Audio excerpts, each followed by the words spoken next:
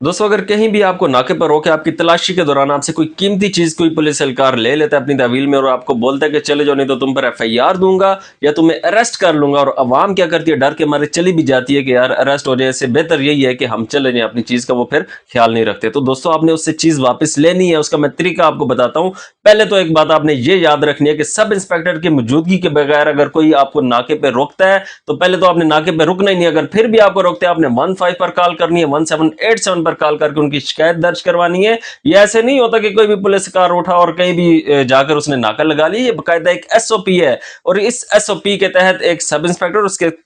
साथ कुछ पुलिस एहलकार होते हैं जो कि बाकायदा नाका लगाते हैं, तब यानी कि वो लोगों की तलाशी ले सकते हैं और लोगों को रोक सकते हैं। तो दोस्तों, बाकायदा एक एसओपी होती है। अगर सब इंस्पेक्टर के बगैर कोई पुलिस एहलकार खड़ा है, आप फौरन उसकी कंप्लेन करें, इंशाल्लाह उसके खिलाफ कार्रवाई होगी। अगर सब इंस्पेक्टर नाका लगा के खड़ा और नाके पर यानी कि आपसे तलाशी के दौरान आपसे कोई चीज ले लेता, कोई भी पुलिस एहलकार, और यानी कि आपको डरा कर भगा दिया जाता है, आपने सीबीओ को एप्लीकेशन लिखनी है कि मैं फलाने यानी कि नाके पर मुझे रोका गया, वहां पर ये सब इंस्पेक्टर मौजूद था, पुलिस एहलकार मौजूद थे,